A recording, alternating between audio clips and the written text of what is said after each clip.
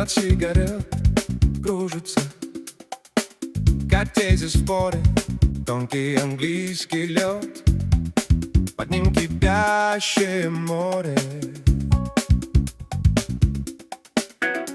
Рюмка на полпальца, где-то усталая печень, но он опять рвется в зал, как будто последняя встреча. Жесткое вино разума обжигает, но будет спящих каждое слово, как выстрел в зал, и не осталось священных щелей, где бы он тихо промолчал. Где-то в Багдаде жара тонет в сарказме и прозе. Он пишет, как режет ножом, а мифом на белой бумаге. В студиях, в старых барах, в маленьких залах кампусов он ставит под роспись богов и веру сдает под авансом. Жесткое вино разума обжигает, но будет спящих каждое слово, как выстрел в зал, и не осталось священных щелей, где бы он тихо промолчал.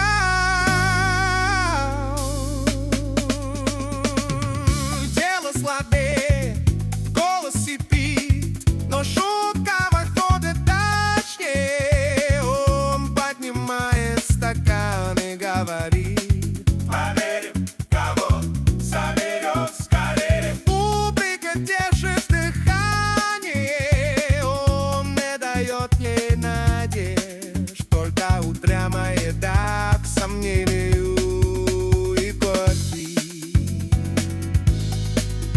Исследуй смерть, честное но разума обжигает, но будет спящий каждое слово, как выстрел в зал, и не осталось священных щелей, где бы он тихо промолчал.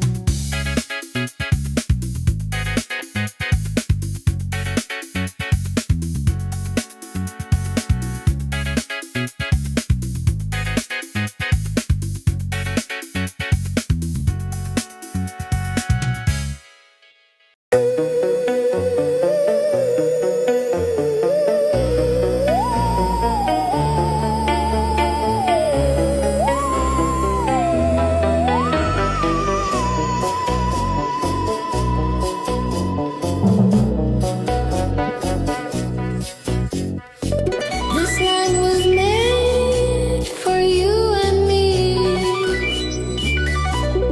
That includes our poor and hungry.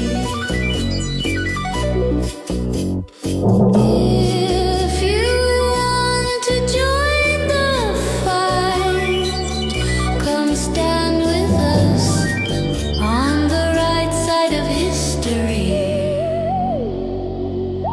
Divided we stand, united we fall.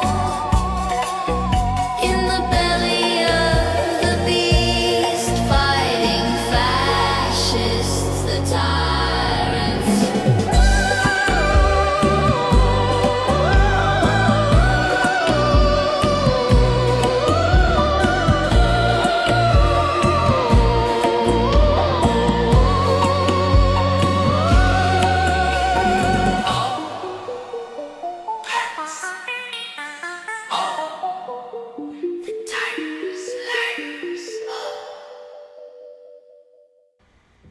That's right. Liars all. Isn't that true? This is Divided We Stand. on Facebook and on YouTube. If you are not familiar with my face or this channel, head on over to YouTube and subscribe, please, to this channel. We are a non-monetized channel, which means we don't want your money. We're not here for the money. We're not in it for the money. And a nice benefit of this is that when you watch our video, there's no advertisements. So that means essentially, at least for this channel, you have premium YouTube without having to pay that $22 monthly fee or whatever it is. Right. So it's really, really nice to have a channel where you don't have to worry about paying for anything. And no advertisements. That's something I hate too. It's actually worth the 22 bucks, in my opinion. My wife and I do that. And if you are not familiar with the YouTube page, then you're probably not familiar with our Facebook group page, which is very, very popular. We have over 1,600 members, and we hope that you will become one of them too. What you do is you head on over to Facebook, type in Divided We Stand. There are probably a few groups with the same name, just like on YouTube. There are probably a few channels with Divided We Stand. But you'll see some MAGA guy with a beaver on top of his head, and that will be it. And we ask that you subscribe. It might take a day or two for me to log you in. I do want to mention a couple things before we begin the show. One of my friends, good friends from Facebook, mentioned me. Some comments, some posts don't always go through. I don't have control of that, so you understand that. That is something through the Facebook algorithm. About a year ago, I allowed them to auto-check whatever the posts were. Bad decision by me, because you can't undo it. And that means that sometimes through algorithms, you just don't get your thing posted. And I try to go back and look at them and see if I can post them. Sometimes I can, and sometimes I can, and sometimes I just can't get to it. But now that I'm retired, it's going to be a little bit easier. Right. So in any case, thank you for joining us. Dave will not be here tonight. Dave is holidaying on the Riviera in France, and he didn't post too much. He did post some pictures of his meals, I know that, and they were quite the meal, I suppose. I forget what he had, but escargot and a meal fit for a king. So he's eating well, so don't worry about him on the Riviera. He's also, I believe, in Italy right now, so we'll see what menu he has there. But he won't be with us for a week or two, because he is, again, in Europe with his niece, or not his niece, but his grandniece, I suppose you would call it. And granddaughter? Granddaughter. Okay, Ron, that's good. Thank you. I've lost my mind, so don't mind me. My wife's going to be here to correct me, so that'll be helpful. But yes, Dave won't be with us, so we are going to continue the show, and my guest tonight is my lovely wife, Ronnie. Ron, I'm going to put you in dual screen with me. Let me see if I can do that. And here we go. Yeah, that's Ronnie. Ron, how are you doing tonight? Even though I know how you're doing tonight, how are you doing? I'm tired. Yeah, well, I think we're all kind of tired. For Sick and those tired. Yeah. for those of you out there, we have, Ron, you can explain about our heat wave. What kind of heat wave we've had? What has it been like the last 3 Oh, days? it's crazy. First, I'd just like to say Freddie's head is in the frame there. So if anyone That's fine. wants to know what that is, it's the cute little dog in the corner on the floor. Yeah. And listening to the thunder. I hope he's okay. Well, he'll be okay until it gets loud. That's for sure. Yeah. Today was supposed to be a relief, but really wasn't, as far as I'm concerned. It was hot as Hades, and not a good day to go food shopping, but did, and everything pretty much defrosted before I got home. I can understand. But it was okay. Isn't it strange, Ron, that nowadays? Oh, I'm echoing, so I have to watch out for this. It's strange. Thank you, Joey. Hold on for a second, Ron. I want to just look at my preferences. Audio. Yeah, I don't know what's going on with that. Maybe I have. Oh, I have two microphones on. Thank you, Joey. Okay, now I should be good. That was. All right, Joey. Just if you can, Joey, text me. Joey Folter's a good friend of mine. He helps me out when it's needed. So, Joey, if you can, I think we're okay now. But Ron, the interesting thing is, of course, you and I were looking at videos today where a large group of Republicans were being interviewed by the good liars. And of course, all of them, every single one of them who was interviewed didn't believe in climate change. But isn't it kind of strange? There he is. Isn't it kind of strange that we can look at a 91 or 92 degree day and say it's actually cooled off? Because we were at 102. Thank you, Joey. Appreciate that, really. We were at, what, 102, 103 is a high for the last 3 days. Freddie is a Karen Terrier, so he's got a double coat of hair, and it is just brutal for the dog. It's brutal for me too, quite frankly, as a senior citizen. But yeah, he pants after 2 or 3 minutes, and rightly so. So this is it's really a sad event in a certain sense. That it's, first of all, it's just abusive weather. It just abuses the body.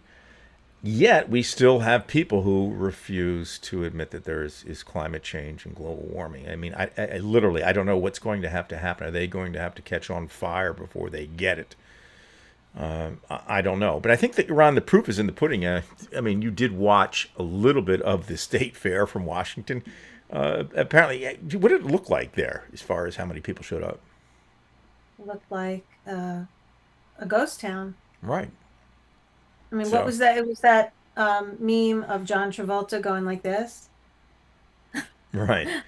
Right, and that is Where's interesting everybody? because that's obviously, that state fair was going to be for all the maggots that are out there, but even they would not show up. It was too hot. So I have a sneaking suspicion they kind of understand. So let's move on to the topic tonight. This might be a little bit different than our normal show with Dave and myself. Usually we have an argument by now. So if you like that kind of stuff, I don't think you're going to get that tonight. But what we are going to get is a very, very serious discussion, and that is about the DSA, the Democratic Socialists of America.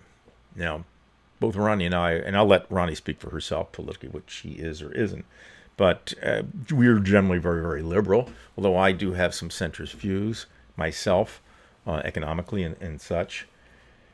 So the Democratic Socialists, I do share a lot of what they have, not everything though.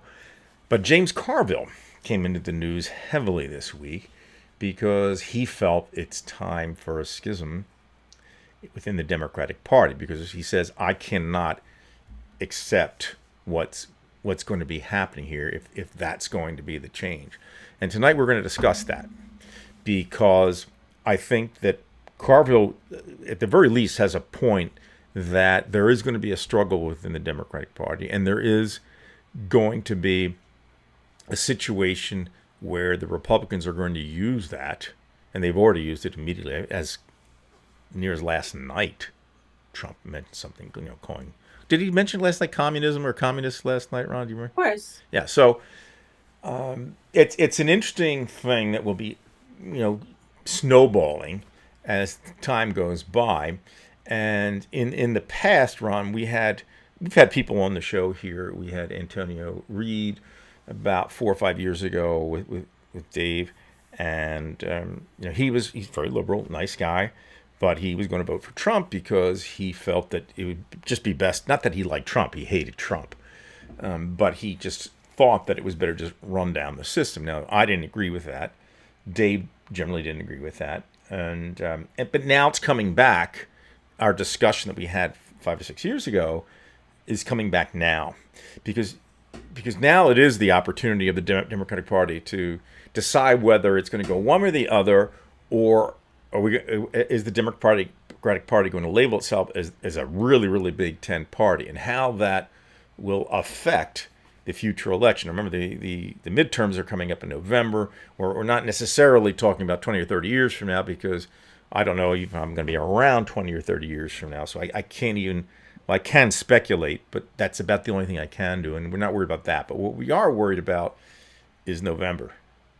And that's, that's something. So, Ron, I think what I want to do is if you don't mind, I'm going to put on a couple of videos, very short videos. This won't be something where I put a long distance run around of the video, but I do want to show you what Carville said, and we'll take it from there. So I want to first go to the web. Let me see if I can bring this up. Nope. Nope. It's an interview about Alan Holdsworth. I want to make sure I get this right. You'll have to excuse me, folks. I am actually using Zoom tonight, so that is something new for us.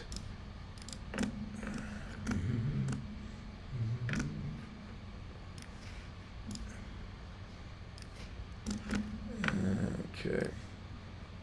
And I know I have it.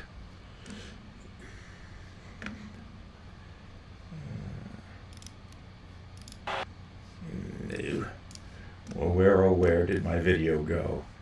Where could she be? Okay. I'm just going to minimize that.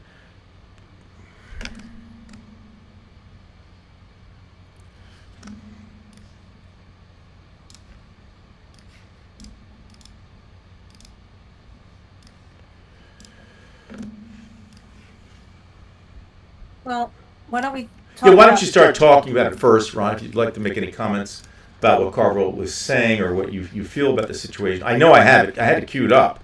And again, this is where Dave is correct. I don't really have it correct right now. I'm going to look here. Go ahead, Ron. Sure.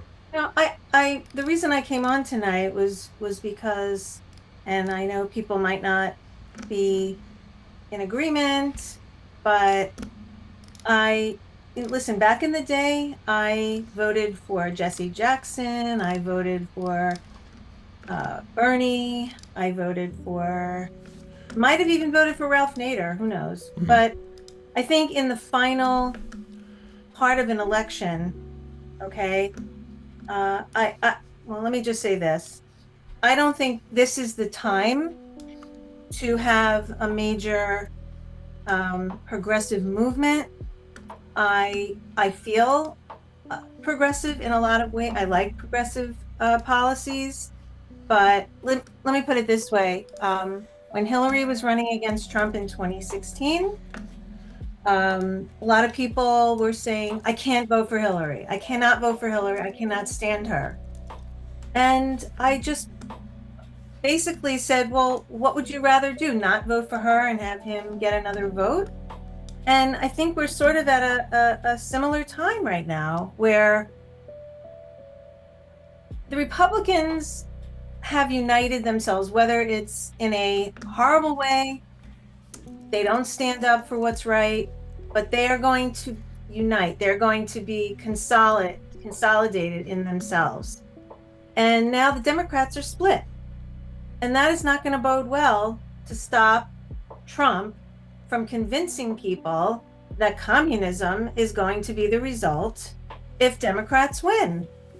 So I don't know, listen, I knew Abby Hoffman for a little while. Fast on fall. What? I'm sorry. I finally found the video. Don't worry about it. Keep going, Ron. We're good. Okay.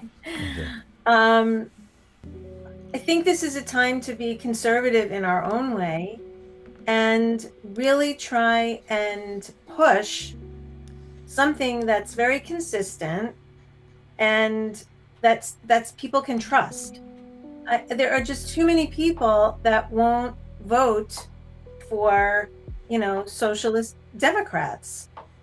And Though they were successful in New York City. in New York, Right. in New York. Right. But, look, their base is very young. A lot of people haven't even experienced out of their 20s yet. Okay. I know what I was like at that age. And I my brain wasn't even fully formed at that point. Everything is like, yeah, let's do this. Yeah, let's do that. And I just think we're in a really precarious situation, and it's just not the time to have a major revolution. I'd like to hear what people feel about that. I am a liberal person. I believe in rights, but I just don't think it's going to go over, and I think we're going to lose again because of it. Well, certainly. Hope I'm wrong. Well, I tend to agree with you in the sense that, first of all, I think that the United States is a very conservative country in general. So even if you are to the left and you're a democratic socialist, I think there is this acceptance that the United States is like cheeseburgers, drag races, apple pie. A lot of the country kind of still has that mentality. And even though Red Scares are long away, that idea, I think still bleeds through a lot of the populace. Now, that I don't think, I'll give it to the Democratic Socialists, I don't think that is within the millennials and younger than that. I don't think they didn't experience it.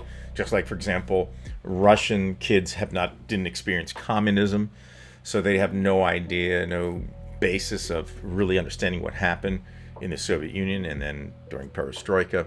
And in the same way, the young people who are more liberal, who are having a tough time finding jobs and such, maybe replaced by AA, whatever, they themselves are going to perhaps change it. But this is where I said initially at the beginning of the show, is that that's something down the line that I think will be an issue. But I think it's a very important question.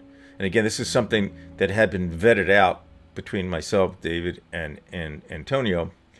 And they, Antonio, he had some legitimate issues, and I know why he said, I'll vote for Trump because I just know the Democrats aren't really much better, so you might as well let it just bring it down. Well, this is where I say, you bring it down, it can go way down. When you have people like Janine Pirro, you're going to just take somebody near the reflecting pool or dips his fingertips in there, and then we're going to arrest him, put him away for 10 years.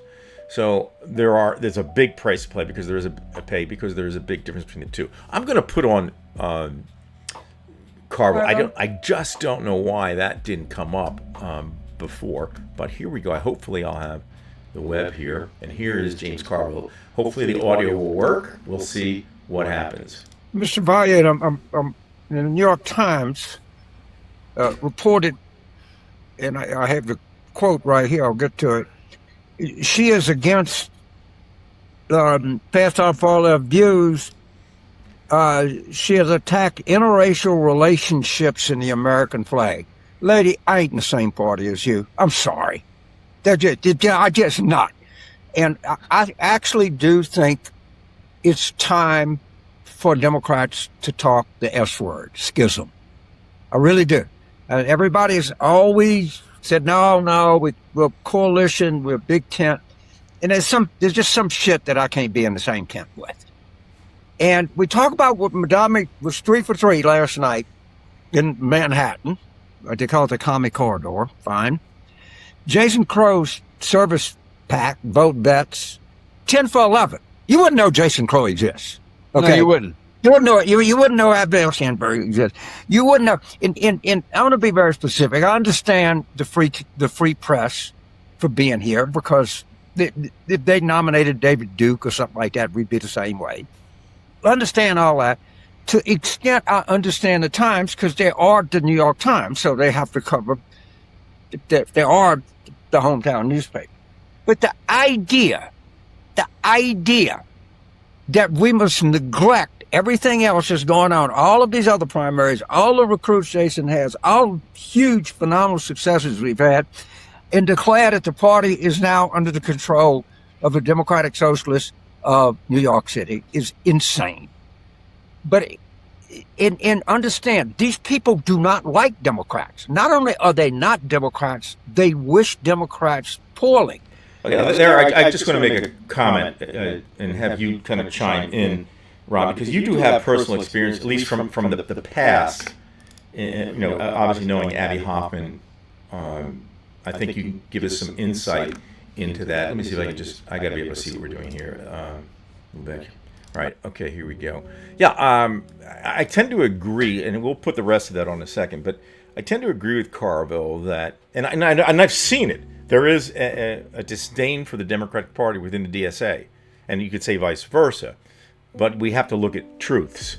If you want to comment on that, Ron, go ahead, but also I'd like maybe your insight from what, and again, we have not discussed this at all. You knew Abby Hoffman. But I didn't know him when he was No, involved in, the Chicago Yeah, 7, all that kind no. of thing. No, but you knew him afterwards.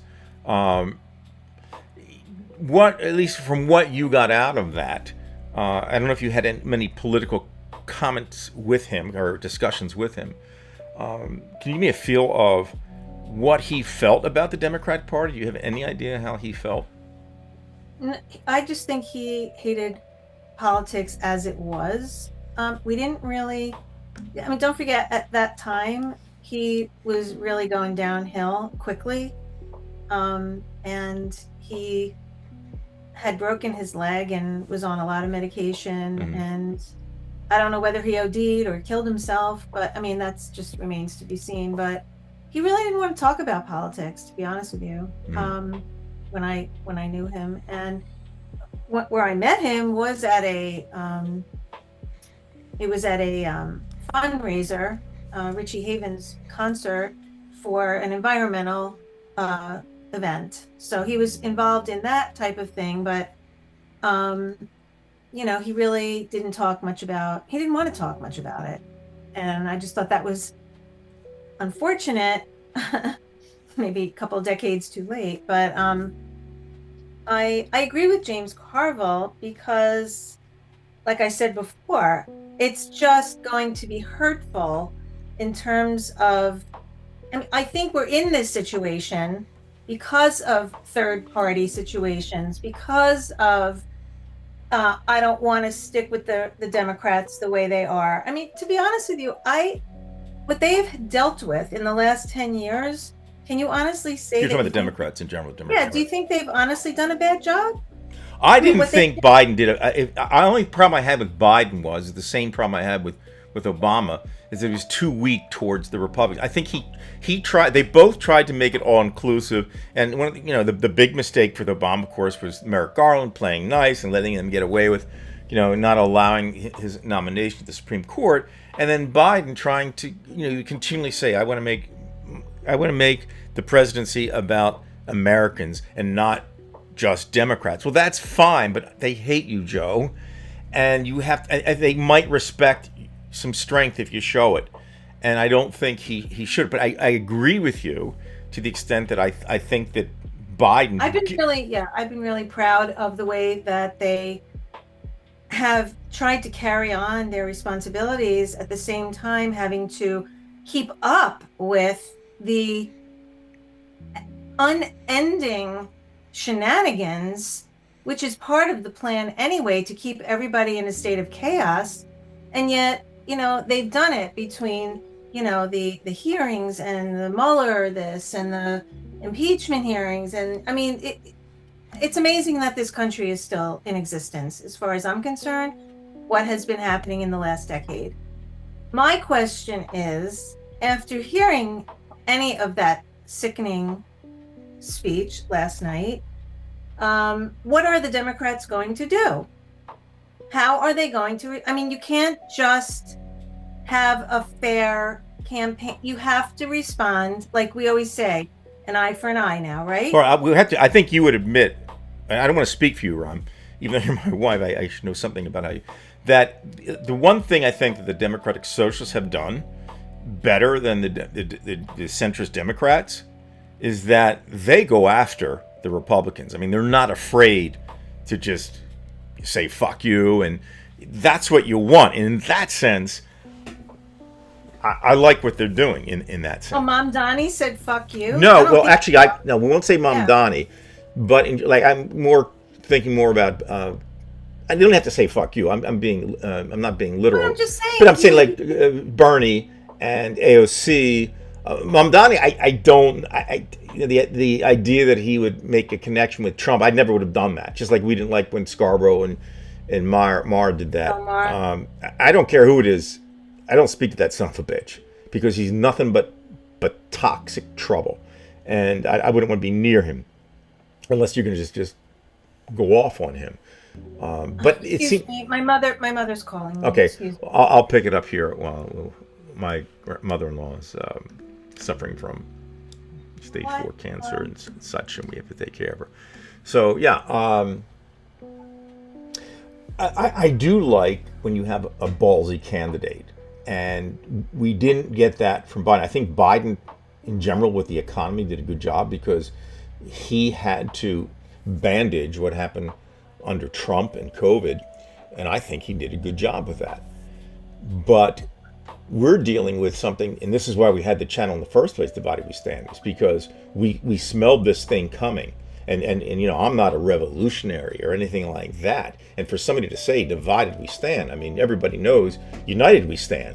But in this country, it's so bad. It really is a form of fascism or autocracy or idiocracy that you cannot accept it. It's kind of like Mario Savio saying, at some point you have to put your back on the gears and you have to lay on those gears and just let it grind, because you can't let it happen. So I mean, again, I did like what Biden did as a president. I think that it was honorable, but his weakness stunk. And he also said he was going to be a one-term president, as Dave pointed out many times, and he didn't follow through with that. And then, of course, it was too late. I don't know if it would have mattered anyway. I personally I can only speculate this. I don't trust Trump. Nobody really does in the Democratic Party. I still don't know what happened with that election.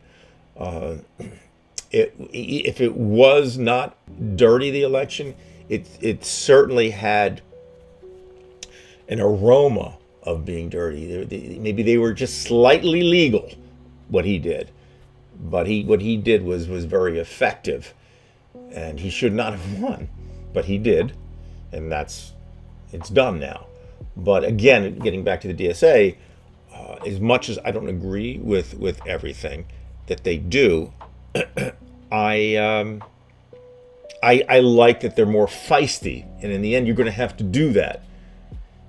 What say you, Brian? Feisty. Yeah, I don't think feisty is going to get them. I think this is really just going to be another example of a split vote and taking votes away. My major concern is getting this administration out. That's just the biggest thing for me, is that. And who is going to be able to do that?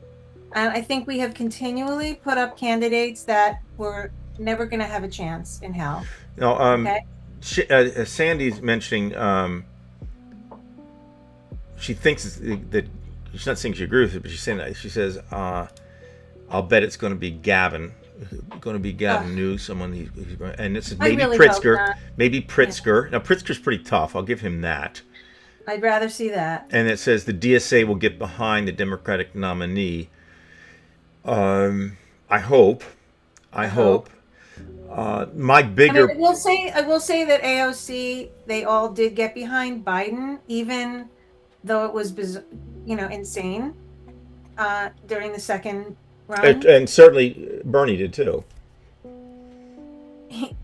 Yeah. I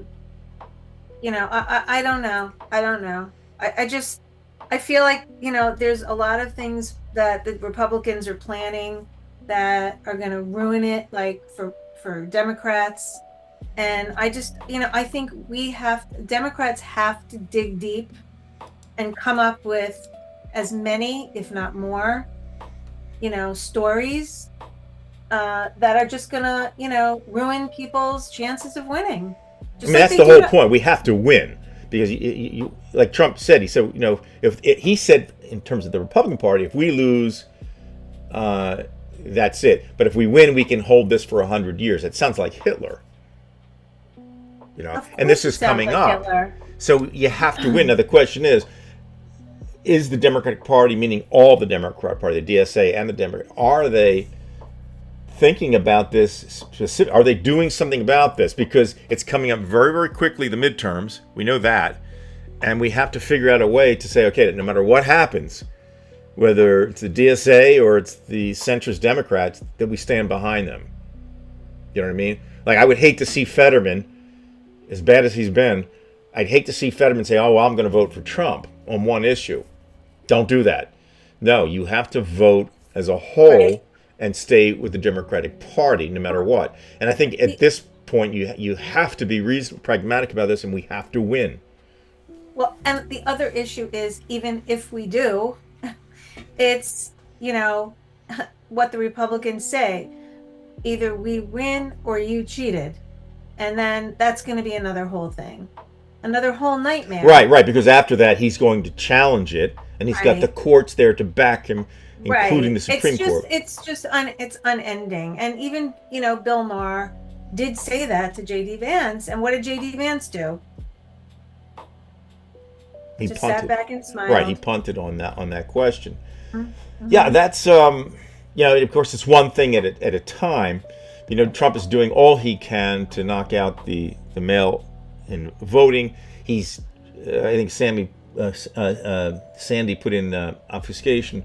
A classic example of that was Hal Sparks brought up, and that is he's going against the mail-in voting, as if people are mailing in their ballots 2 or 3 days later. No, they're time stamped, and they're voting within that period. It's just that the mail arrives 3 or 4 days later, so it's completely legitimate. But they're doing everything to try to knock this out, and they can see the way it's going. Now that, as we see what happens with the war, we see with the prices. I think every decision that Trump makes now has to do with two things. How's he going to make money in the Iranian situation? Because now he's basically punted on that. He's acquiesced to the Iranians, but he keeps going back and forth to, with the stock market, with the Bitcoin, and then he's realizing that the way that goes is that within the next 3 or 4 months, he's got to get the votes. So how does he do that? He wants to end this war, even though he had a chance to put his foot on their necks. But you can't really do that unless you put boots on the ground, and no American wants boots on the ground. And David and I were discussing that, Ron. But before, Iran is a horrible player. It's a kind of like if you could think of a country that would represent like a Trump insanity with these religious kooks, Iran is it. But to be able to defeat that, or any type of mentality like that, you literally have to go into that country and you have to do it, and that's not going to happen. So he jumped the gun. He thought he could do it. And in fact, I couldn't even think of Israel telling them this is going to be. I don't even think they would have said that. Not with Iran. Nothing's easy with Iran. So Trump had to know that this was going to be difficult, but he jumped in anyway, and now he's stuck because he can't put the boots on the ground, which means he can't win. He can win, but nobody's going to accept it. You cannot send a Republican, a child from a Republican family over there. They're not going any more than they're going to the fair. And that's only dealing with 100 degrees. There's nothing to do with rifles pointing at you or anything like that. So this guy is just going, at the seat of his pants, and maybe it'll work because this guy, he's got the shamrock up his ass. He just and how does that work, Ron? Are the people that stupid? Yes. No, I think it's just look, I think that Project 2025, it's in the works. It's been in the works. It's going to be in the works. I think that they had all those years to plan it out while he wasn't president, while he wasn't, but was, if you know what I mean. He was running the Republican Party, and they have just made the decision I don't think they're going to flip the Senate. They might flip the House. And what's going to, I really just feel helpless. I think we are helpless at this point. Right. There's nothing that we can do. Right. And for example, has this question about Gaza. Let's just I think we just take the Middle East in general. The Middle East is a cauldron, and at its base element, we can talk about all the wars from starting at 48, even before that with the Balfour Declaration, things like that. The bottom line is they want to expel Jews, and that's I think I don't think anybody can, except for Morocco. Morocco might have a small group of Jews, but in general, they don't want Jews, and then they certainly don't want Christians because we know what happened, why we had the Crusades. Okay, so it's not even about land; it's about we want these people out, and these people want to stay in, and now we're going to tie that in with Western civilization. So when we talk about Gaza, I think it's like anything else, okay? It's not going to be solved because I don't think Gaza is really about Gaza or land.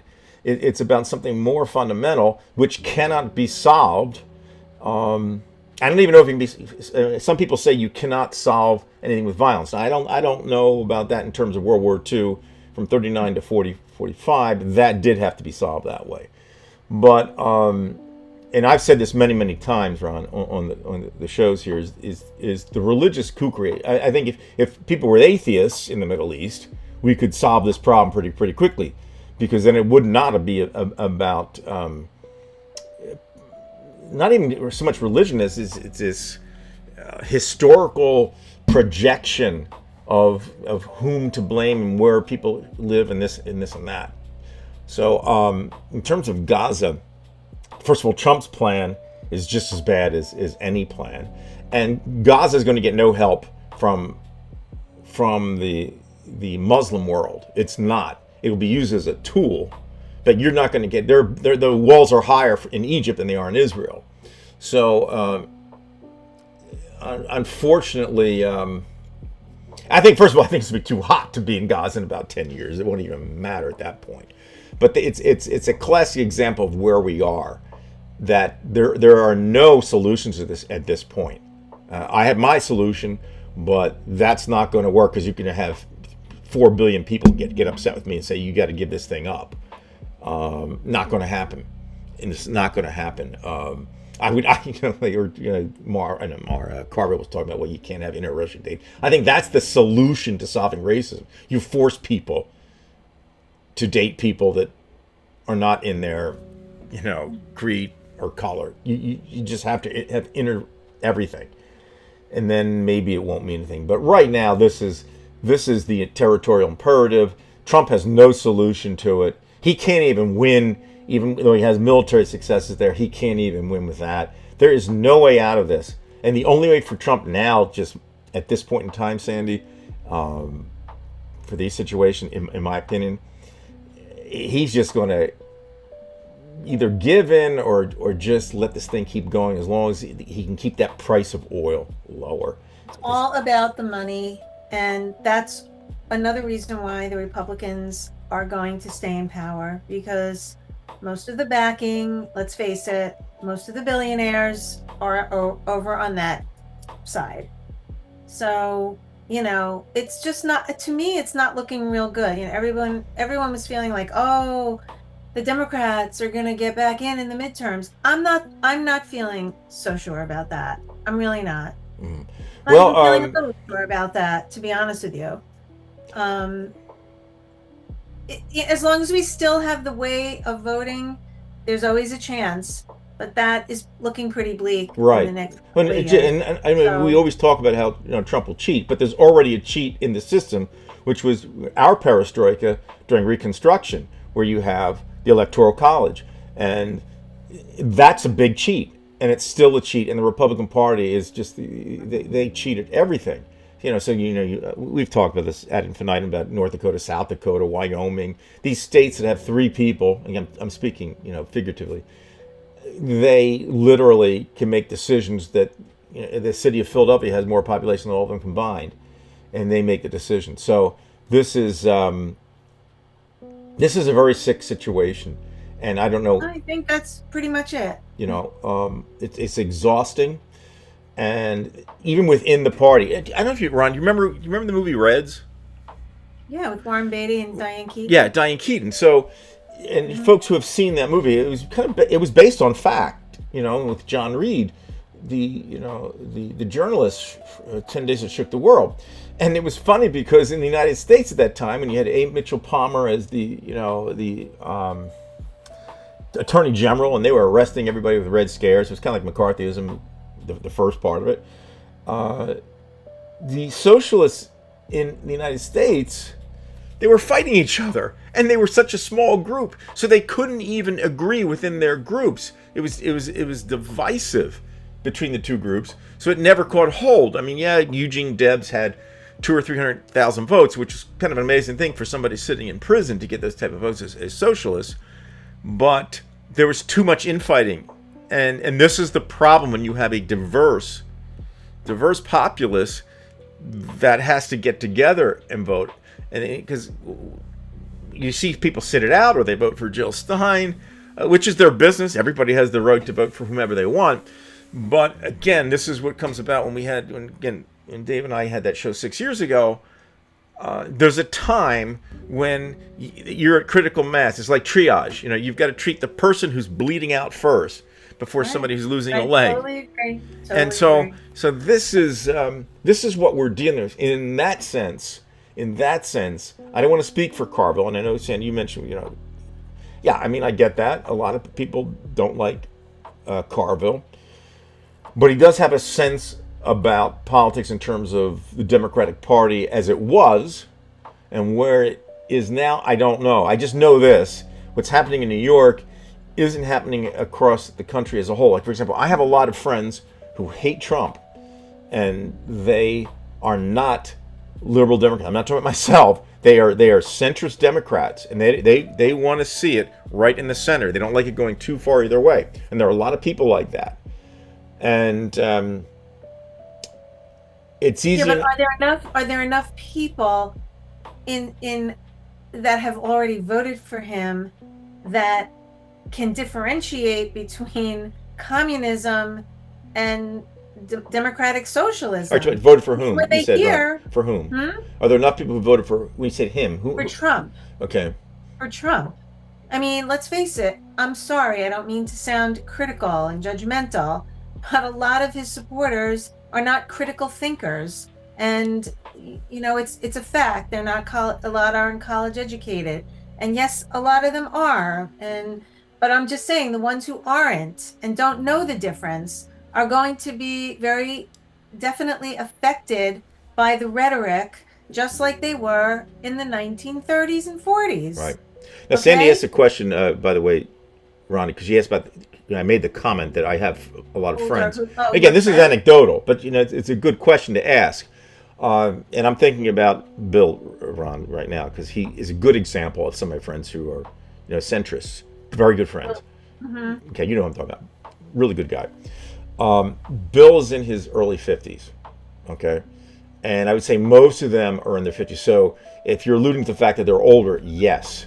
And you mentioned, Sandy, about a lot of the younger voters like Sanders, and I can't deny that. And New York was a serious change. You know what I mean? And I could be wrong. Maybe there is enough out there that it will change. Maybe I am completely wrong. And look, I'm 66, so I still come about from that. Old Democrat from the 60s type of thing, even though I was a young kid. So I don't know. And I don't want to sit here and blather away saying, no, you're wrong or anything like that. But I'll say this. I know a lot of young people where I taught who know very, very little. First of all, they can't tell you the difference between a Democrat and a Republican in many cases. That's number one. They don't like Trump, but they don't know what a Democrat is or what a Republican is. Okay? And my suspicion is that most young people that I've seen, at least, are tuned out of politics. They've kind of gone inside themselves. They've tuned out. But I don't know. Again, I don't know. What happened in New York is what happened in New York. I don't know how that plays out, and I don't mean that to allude that it would change, but I don't know how that plays out for the rest of America, because the rest of America, as far as I've ever seen, like when I lived in Ohio, you could just see this is not New Jersey, this is not Philadelphia, and it's out there. Now, I will say this: I think, again, given time, again, I told you earlier in the show that I would speculate that given time, I think that if things get really, really bad, it's going to have a wild swing to the left. Now, that can be no picnic either, and I don't want to go into this show right now, but I get it. You know what I mean? At some point, you say, I've had enough, so I'm going there. But I see what Carville's saying, and there are a lot of people that I think won't vote for Trump, and they'll just say, we're going to go with the centrist Democrat, and we'll just see where it goes. Because then I think it might open up for like a guy like that asshole Tucker Carlson. So we'll have 4 parties going, and maybe that'll be the route to it. I don't know. You kind of hope that, but I think Trump won't allow that. He will not allow that, and he intimidates the hell out of. It's not even Trump himself. He just gets Proud Boys to come out to your neighborhood, and you all know it, Sandy. You know it. You've even said it literally in commentary that even in New York, up in upstate New York, you can only go so far with saying, yeah, I love Joe Biden or I love Bernie Sanders. Your neighbor might take his BB gun out and start shooting your windows or something. That's just the way people, even in New York. You don't think he had anything to do with 400 white supremacists marching downtown Washington? Who? Trump? Trump? Yeah. You don't think he had? Any Well, I don't knowledge think of he that? himself does it. I think he No, I don't think gives he a did wink it. and a nod to Right. somebody else. Exactly. Right. And that's pretty sick. Okay? Look, the fact that he pardoned all those people from January 6th, I cannot, that is to me the cutoff. And if people can't see that, I just don't understand it. I will never understand it. How they can see them as victims. Where do you go with that? I mean, that's what I'm saying. I don't think that I can spend any more time trying to penetrate a brick wall. Mm-hmm. And, you can talk on this show, you can listen to the news, they've been doing it. We listen to MSNBC, MS Now, whatever it is now. And look what's happening. Look what's happening to the news channels. One by one, they're just becoming more, more on the Republican side, because everyone's afraid. And it's that is picking up momentum, in my opinion. The fear? The fear is picking up momentum. You can see it. It's palpable. You can feel it. It's, networks you used to rely on, okay, are no longer, to me, free, as far as I'm concerned. We're the last. Right now, what we're doing right now is probably, we're just a small, very tiny channel. But this is probably what we're going to rely on. Now, my fear, again, with the DSA, I don't know, there could be certain elements within the DSA that go so far to the left that, who knows what happens, because then the right wing can get really, I don't know. This is the most, I don't know if you agree with me, Ron, this is probably, in my 66 years, politically, the most intense period I have ever dealt with, the most depressing period in this country that I have dealt with. It's dangerous. Right. And again, right now, I don't support the DS. I support liberals, and I would vote for them over Trump, obviously. I mean, again, I'm the one who has always said be pragmatic, and I will be pragmatic with my vote. I will not vote for that. I will never vote for the Trumpism. Better not. No, it won't happen.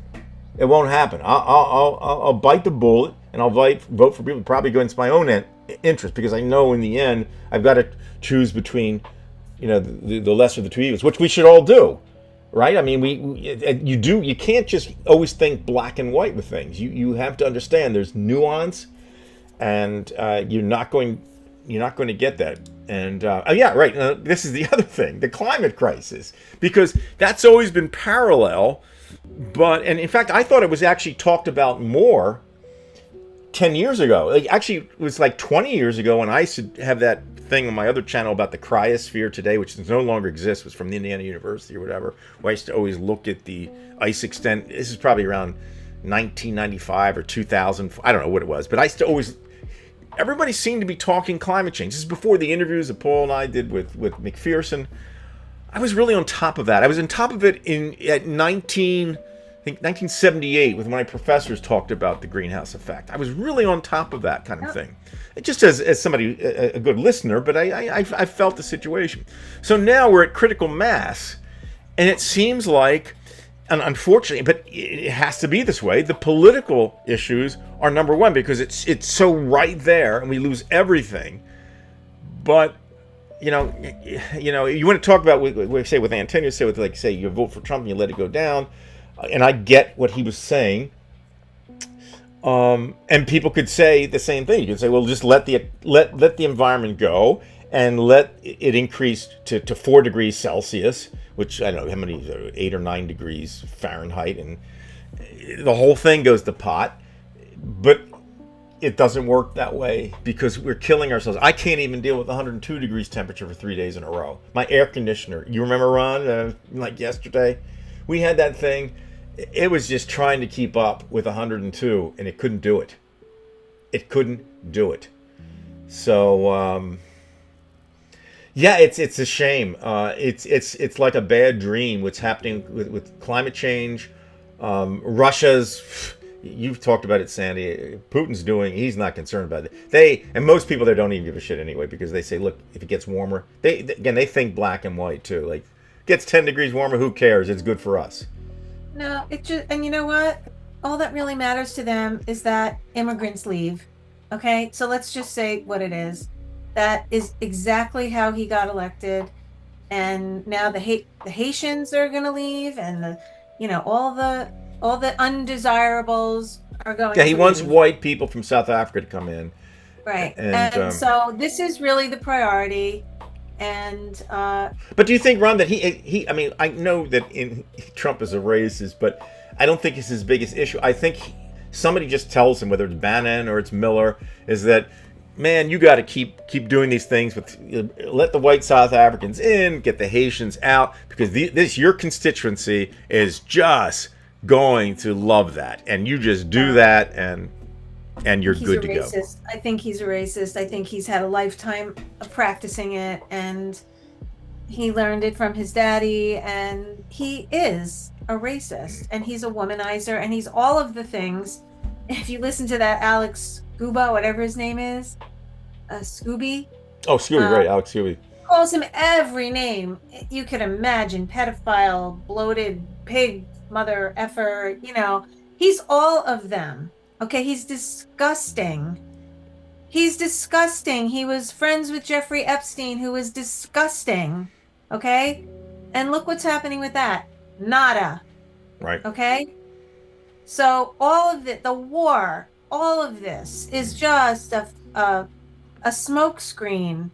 And I'm telling you, it's every minute of every day, it's something else. And then what happens to the Democrats? Oh, gee, this Eric Swalwell raped me, or Yeah, that was real fun to hear that. At a time when how did we screw that up? And then Nancy Pelosi's husband, was it hitting? I'm telling you, every time it's imperative that the Democrats are on some sort of firing line.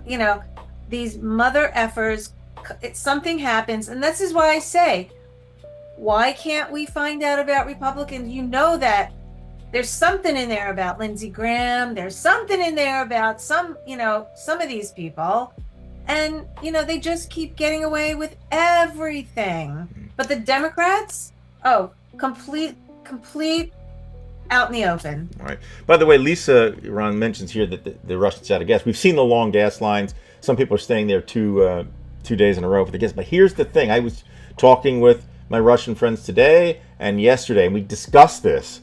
Okay, so yes, there are the long lines all over the country, but yet, Lisa, even though there are these 2-day waits for gasoline, they just park their car and they wait until they can get another fill of gas. And by the way, Putin is allowing really dirty gas to be produced because it's cheaper to produce that. Instead, he said the people still are not connecting the Ukrainian war and Putin with the gas. Not at all. Not at all. They're not. It's not at that point yet. They have not said, okay, we realize it now. No, they are not at all, and they're fighting each other in the lines. Look at the triangle: Putin, Netanyahu, and Trump, all letting their people either suffer, do without, pay more, look like assholes to the rest of the world, and this is what's happening. Okay? And can they control it in Russia? No. Are the Israelis doing anything about it? No. Are we able to do anything about it? No. But trust me, the half of Israel is probably feeling the way we are. You know a lot of people. Well, I mean, in I Russia. think that they're feel. Look, I think as a whole, the Israeli population is for defending itself, whether the liberal or not. Itself, but not defending him. No, they don't want to defend Netanyahu. But Yes, of Netanyahu course, itself. is so corrupt, and I said this last week, is that my biggest beef with him is he uses the super religious to get that coalition, and this son of a bitch does not. He lets these Torah readers not fight. If somebody's going to come after you and they want to rip your guts apart and drag you on a truck, yeah, you got to fight back. You got to kill them. You got to do it. If somebody comes after me, I'm going to fight back. But you can't say, well, this guy doesn't go and this guy gets to go, and I will let this guy not fight simply because I need that 3% of the vote to win. That's bullshit. That is absolute bullshit. So some Russian immigrant who doesn't, go to shul or whatever, he has to fight, and then some asshole can just say, oh, I'm going to read the Torah here. I don't have to fight. I'll pray my way out of this shit. Meanwhile, while they're lobbing bombs at you and they're crossing borders from bunkers and doing all kinds of heinous shit. Don't give me that shit, Netanyahu. You make those son of a bitches fight. In fact, you do what Stalin did. Said, okay, I'm going to put you Torah readers on the front line here, and behind you, you're going to face them, and behind you, we're going to have our own army, and we're going to shoot you if you start coming back. You're going to fight. You're going to fight. That's what you got to do. If somebody comes at you, you've got to defend yourself. And that son of a bitch has the gall, the absolute fucking gall. And this is the number one issue in Israel right now, because this is how he holds power, is this Haredim, which these people who are these fucking religious kooks who think they can just say, I'll just pray that we're going to win. We're going to ask God to help us against these lunatics, these religious kooks. But you're a religious kook yourself. Get your ass out there and fight. But no, Netanyahu's going to pull this shit and say, well, they don't have to fight. Bullshit.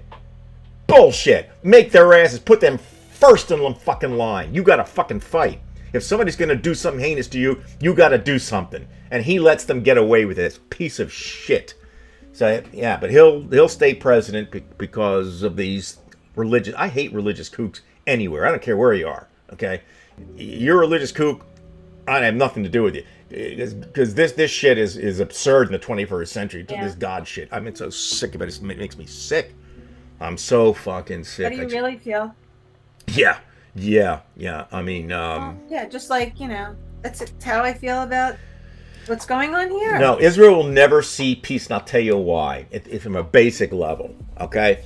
This whole thing, Sandy, is not about land. It never was about land. The truth is, the Islamic world does not want Jews there. There is no, the closest they got, they had a chance for having this. Palestinian people didn't start until the 1960s, okay? Palestinianism, there were no Palestinians, okay? You know where are the Palestinians? 60% of Jordan is Palestinian. But they don't even let them have power, okay? So, you can say people were there, but in terms of indigenous people, if you want to go by that, the Jews were the indigenous people because they were there 1,000 years before there was a Muslim religion. But I wouldn't even go into that shit. My point is that you've got religious kookery there, okay? And I would say even if Israel decided to be an atheist nation, which they should decide to be that, they'd still go after them. They'd still go after. It is insanity. It's not about land. It's not about land. It's about mentality that has been around for 1,300 years. That's what's Right. Yeah. I'm sorry to interrupt you. I do have to check on Mama. So I'm gonna leave the room, okay? All right. Okay. Gotcha. Okay, Ron. Thanks. Sorry, Yeah, I it's know so about good- 48, but this thing went back to the 1930s. Sandy, it goes back prior to the Balfour Declaration. It wouldn't have mattered. It wouldn't have mattered because it was still the same idea. I mean, the British, obviously screwed it up. But the Palestinians were not a people per se. They've never, not until they call themselves. It was kind of a way to, if you want a better expression, propaganda for the West, because they didn't want Jews in the Middle East. They still don't. Again, there's only one country that has any Jews really left, and that is Morocco, and it's just this very, very small group. They've been expelled. They've been expelled. So you talk about genocide that's been against the Jewish people. So I don't see any way out of this thing. It's going to be, again, the territorial imperative, and the strongest is going to win. Zionism, I know you mentioned here Zionism is only this. Because, you know, anybody who's read Herzl was an atheist, okay? His parents were not, but he was an atheist, and Herzl, who originated the idea, he saw so many different things happening in Europe. He said there's got to be, I don't know where it is, but there's got to be a place where they can live. If you don't have a land to stay of your own to defend, these people are going to kill you. And I get that. And that's all Zionism is. It has been conflated as something different by the Palestinian world, quite frankly. But all that is a safe place to list. Now, are there people who are Jewish who in the West Bank are mistreating Palestinians? Absolutely. But the Palestinian people in Israel, writ large, are very happy living in Israel, quite frankly. In fact, you know, the funny thing is, the last 3 years, if you look at the population of Palestinians in Gaza has actually increased in the last 3 years. Even that includes, you know, the war. So it's kind of a strange thing, but it's never really been about land. It really isn't. It really isn't about land. It goes much deeper. But the propaganda out there, and I blame the West on this, and actually I blame Israel on this, because Israel has not, and I blame not Netanyahu. He has not come out to try to explain the situation. If you want to explain the situation, what is happening, you have to look historically what's really going on. They've co-opted the idea of, you know, Palestine is a Greek invention. It's not a people. Okay, it was a place. And most of the time, the people that lived there were the Jews. Now, there were, again, nomadic people going in and out, and you can argue that case. But in terms of, you know, when you give somebody, okay, it'd be really simple if it was something about land, Sandy. You could just say, okay, we'll just have this side over here and this side over here, and we decide who gets what land. You know, if it were that simple, if it were just about land, you could solve that. And it almost came to be under, you know, with Carter. You know, Arafat, it was almost there. You get 97% of what you want, you could have negotiated the rest. They were never going to take it. The two-state solution was never going to be acceptable to the Islamic world, at least not any of the writ large of the Palestinian population or the Arab. They do not want Jews there. Okay? Now, why don't they want Jews there? That's another show and another explanation. Yeah, the Ashkenazis came to Jews, but here's the thing, Sandy. That's the mentality. This is where I get so pissed off about Israel, that they do not explain that the majority of Jews who are in Israel are not Ashkenazi. They are brown-skinned and black people. I mean, there are Ashkenazi Jews there, okay? But all this was happening prior to the Ashkenazis, okay? Prior. The Jews that were there were the brown-skinned and the black, in terms of, you want to talk about indigenous people. Like, if you look at the archaeological digs in those areas, what you're going to see are artifacts from Jews prior to Islam in the 7th century. That was before there was Islam. So if you want to talk about, not you, but anybody, talking about indigenous people, the Jews were there a long time before. And for some reason, Israel doesn't explain it. Now, that's not going to solve the situation, even though it's the truth.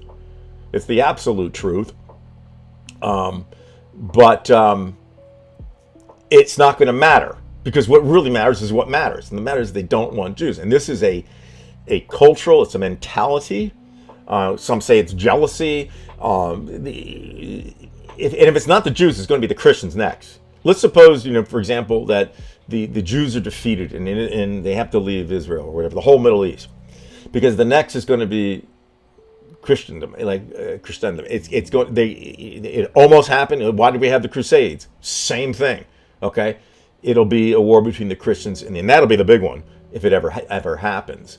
But they can't defeat the Christians, and they know that right now. So that's why they shut up, because they'll lose, because they can barely defeat the Israelis who are Jewish. You know, when you got 13 million Jews in the world, you know, most of Islam is not really amenable to the idea of Jews living anywhere, not just in the Middle East.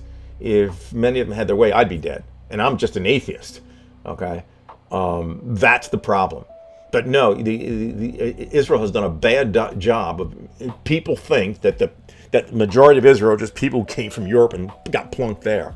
That happened, but there are plenty of people who are black and brown who are there, and yeah, that's it's not really true. It's partially true, but it's not true, and I blame Israel for that. I think that they just too afraid to. I don't know. I don't even know why they don't. You know, the history is on their side. History is on the. I mean, the truth is on their side. It's an ugly thing, no doubt about it. And quite frankly, the Palestinians know they've got something going because look, there are many more people within in the nearby 500 miles. You get more people, real genocide in Syria and some of the neighboring countries in Yemen where a lot more people are dying, but that doesn't seem to be a problem for people in the West to bring up. And what you could assume that why is it? Because they're not Jewish. They're not Jewish. So a Muslim can kill a Muslim ad infinitum, but it will not come up. Okay? This is why I said, and this is the one time I think Trump had a good point when he had the debate with Hillary Clinton, and he himself was too stupid to keep going with it. I brought this up with Dave. The one point that I actually agree with him, he said, Hillary, you talk about women's rights, but what are you going to do about the Middle East, about rights for women in the Middle East? And she evaded the whole point, didn't answer the question. How women are treated like pets. And by the way, I don't even get into the way donkeys are treated there. It's just horrible, but that's another point. And he didn't follow up on it. He just, he said, I got my point in, because you know why he couldn't follow up? Because he doesn't know how to follow up on it. He just blurts shit out. But the mistreatment of women, the mistreatment of gays, it's a mentality that somehow the West accepts there. It's just obscene. And there is an answer. And you can't say, I think Dave kind of alluded to this, a couple of years ago. We had this discussion. He said, well, they're getting better. The Saudis are getting better. They're letting women drive. Don't give me that shit. They need to grow up. Okay? Rights now. Gay people should have rights now. Gay people should have rights in Russia, but they don't. Okay? And you can't tell me that, well, you have to do it in pieces. No, this is the 21st century. This is the way it should be. Everybody should have rights. Gay people should have rights. Animals should have rights. And they don't get it. They don't get it. And somehow we accept it. We accept it. And I think it's not even anti-Semitism, or I think it's just a projection of something that tears people inside. They can't accept the way society is torn apart. So what's happening in the Middle East is a representation of what's happening in our own minds right now. I think at a psychological, and I'm not a psychiatrist, but I think that we are all kind of torn in this thing where we're divided and we can't figure it out. And this whole situation represents that inside of us. And so then that whole craziness comes out of the woodwork. And Orthodox Jews. I had one of the worst experiences of my life, Sandy, when I was in Russia. I had a terrible argument. I went to a synagogue where my grandfather grew up. He didn't necessarily go there. He wasn't religious or anything. He left Russia. He escaped in 1890, whatever. I don't know. There was pogroms back then. But they didn't really want to let me go in there because they said, well, you're not really Jewish because your mother's Christian or something like that. And I'm an atheist anyway. And I had a terrible argument with the rabbis there. They were from Orthodox rabbis from New York. And you can imagine me, the atheist Jew, it was one of the worst experiences. I went to Russia to have a good time and just see what my grandfather saw as a young kid before he escaped. That's all I wanted to see. I wasn't going to go pray in there and like that. And my God, so these two guys from New York, two Orthodox Jews, just they went after me. And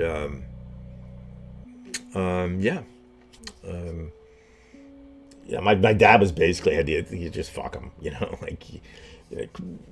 what are you gonna?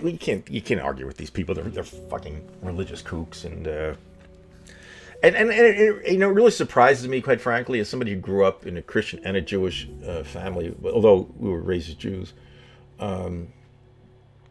I always respected the intelligence of the Jewish community. I mean, I felt very at home with their type of education and thinking. And I just could not figure out how you could have Orthodox Jews if you have intelligent people, because most Jews were not religious. Most Jews didn't believe in God. People don't want to admit it, but it's true. They don't. And they're intelligent enough to know.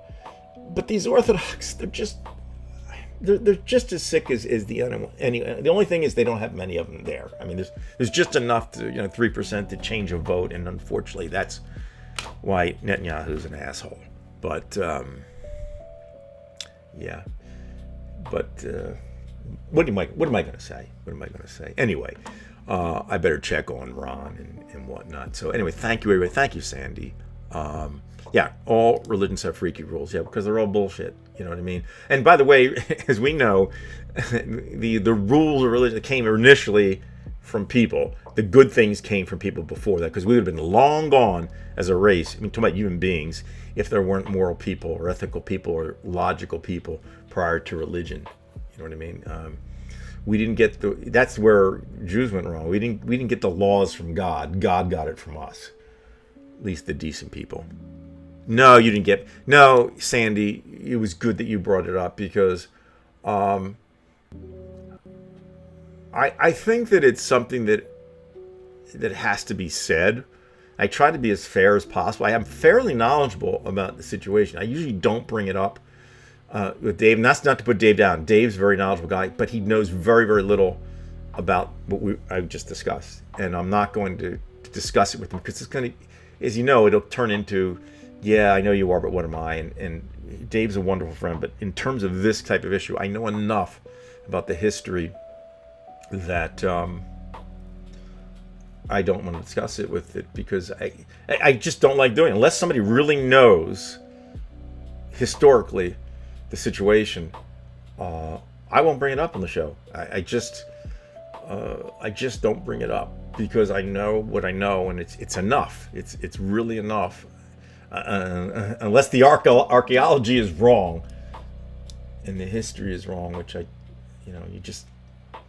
but I think there's just, like I said, I think a lot of the issue comes from something psychological throughout the world. Personally, there's this division within us, and I'm talking about the brain, obviously, and it projects itself. Even with my intensity, it projects, and this is where Dave would be right. My biases, I do have a bias, because I grew up in a multi-religious family, and I saw things from different perspectives. It doesn't make me right.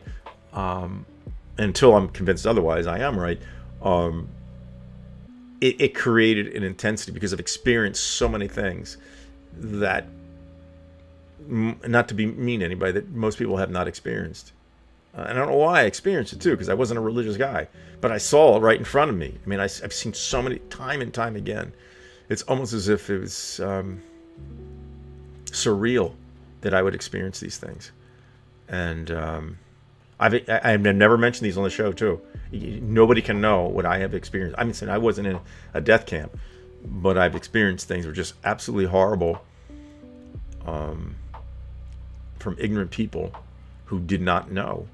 So I kind of know how to deal with it. And in most cases, I don't say anything, because I know what I do think in my mind. I say, well, that person doesn't know the whole story.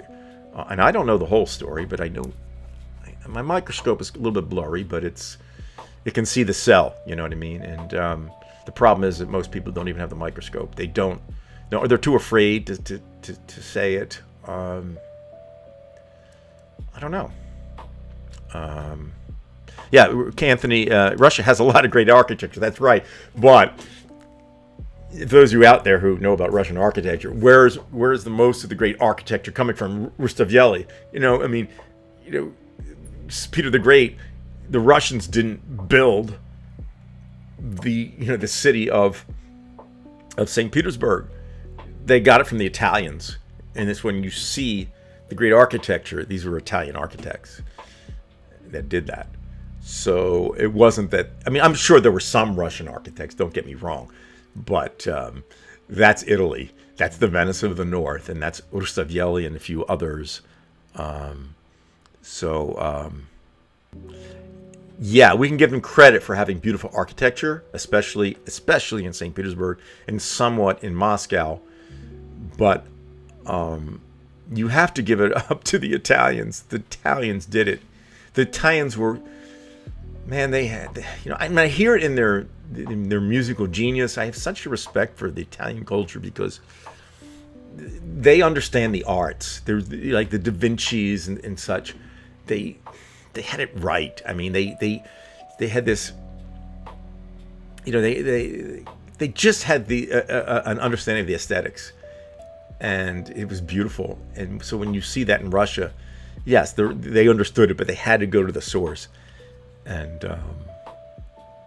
that was the Italians. So some pretty good food too, by the way, right? So yeah. Thank you, everybody. Thank you, Sandy. And I got to go too. So thank you, everybody. I'm sorry I got a little bit intense there, but yeah, in a way, certainly, I was glad Dave wasn't here because it doesn't go in the direction I need to have it go. So anyway, thank you very much to everybody. This was again on Zoom, so I'm going to end this one, and we'll see you next week. We may have some more shows, but I think it's going to be weekly for right now. And we'll see what happens if Dave gets back. All right, so bye-bye, everybody. Arrivederci. And do svidaniya. Be well. I'm trying to end this thing, and I can't end it. I'm still on Zoom or something. Okay, let me see if I can go to Zoom and end it. I don't know. This is my first time with Zoom, so Sandy, if you ever get to use Zoom, I don't know if you use Zoom yet. Oh, geez, I got to end this thing. I can't. Are we here? Hold on. I think I can end it here. Let me see. Am I near there? No, I don't. Oh, here we go. All right.